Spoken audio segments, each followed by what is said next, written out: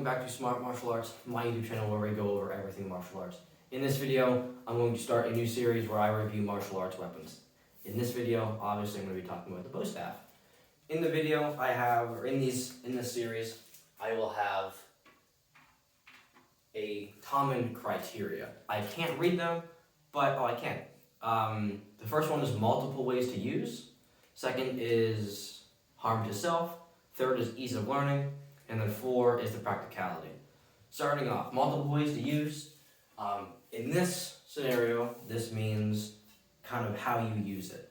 Is it a blocking weapon? Is it a striking weapon? And if it's a striking weapon, is it a blunt attack or is it a cutting attack? And can you trap, sweep, anything like that? Obviously with the bow staff, it's going to be a blunt weapon. There's no sharp edges unless you count the tips if they're kind of hollowed out like mine. So you're probably not going to cut anyone unless you can hit them just with that part. The blocking part, you probably block with this. Not with this one. This is kind of a very thin wood.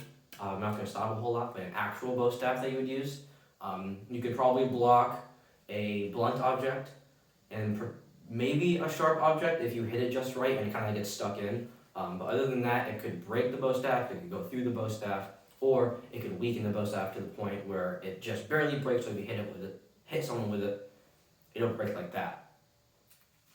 You could sweep with this. You could kind of like swing down and take them off their feet.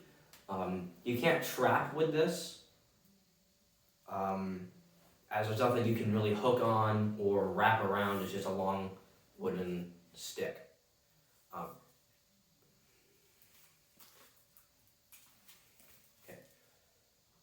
After that, we have harm to self, and that means if I'm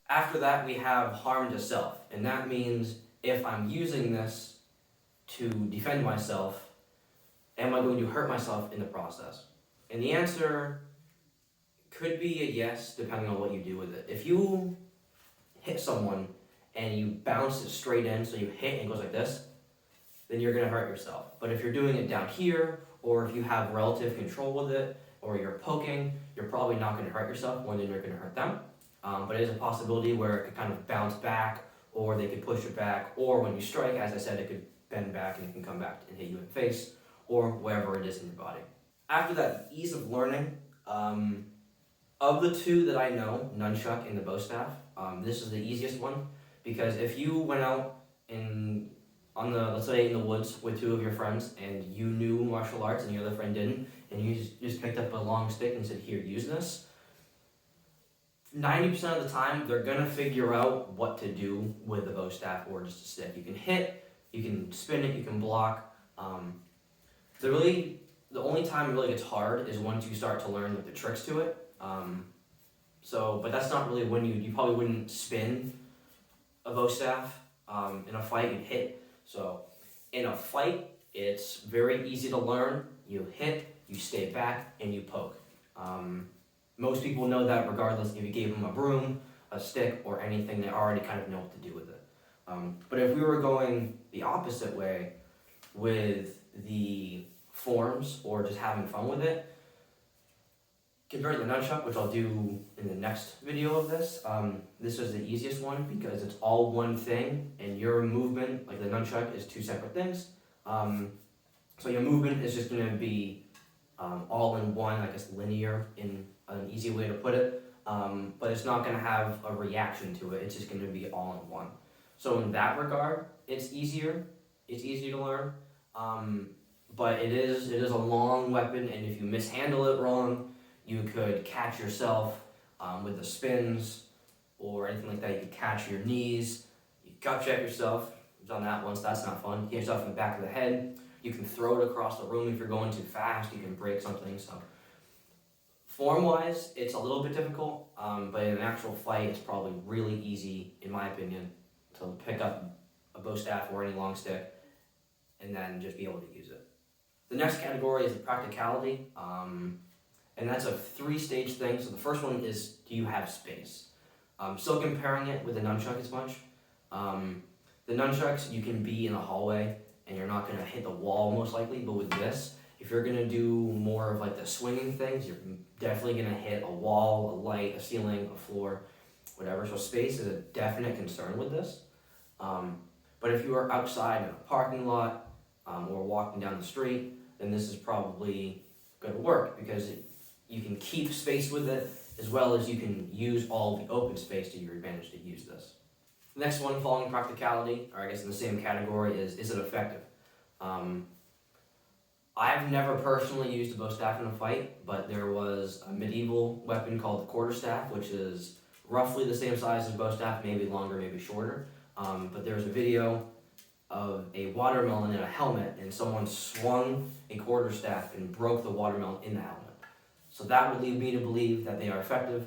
And even then, if you just hit someone with a stick, even maybe this long, it's still gonna hurt, but having the extra leverage and the extra space and the length is also probably gonna add another bit of energy. So effective, my answer is yes. The last one in the practicality category is it legal?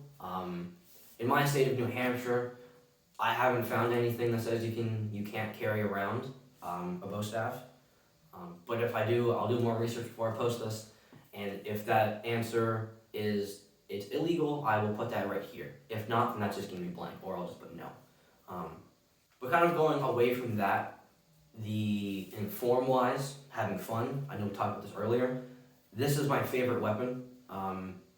Once you get a handle of the bow staff and you can kind of control it, it becomes second nature to where you just pick up a bow staff and you can just play around with it. You can make up your own forms and you can just have so much fun with this. You can learn new tricks online. So this is definitely the most fun weapon that I've learned of the two, of nunchuck and bow staff. A lot of people do, like a black belt that I help teach, I guess, the bow staff to them. They've come up to me and said the same thing, where at first they didn't like it because it was weird in the hand, but then once they started doing the two forms that he has to know, he started to understand it, and then he started to like it because it feels more flowy. So starting off, it's not really that fun, but once you kind of put some time into it, it's a lot of fun, and I would recommend, if you do martial arts and you haven't, I would recommend buying a bow staff, or if there's one in your dojo, using the bow staff and ask your instructor for a form or ways to use this, or just start playing with it. Like whenever I grab a bow staff, I will at some point spin it, at some point do this. I will at some point play with this, and that's the important part. If you can have fun with it and learn it, that is the best thing about anything martial arts. If you can have fun and enjoy it, but also at the same time learn something that could potentially save your life, that is S tier. So, with all that being said, my final ranking for the bow staff is going to be an A. I'm not putting it quite an S, just because the spatial limitations where you couldn't use this indoors unless you were going to keep someone at bay, but you can't swing it and use what I would assume is the overall function of the bow staff indoors. You'd have to have a lot of space. So I'm going to give this an A. If you have a different opinion, or if you want me to add anything to this, leave that in the comments below. If not, I hope you enjoyed the video. Have a good one.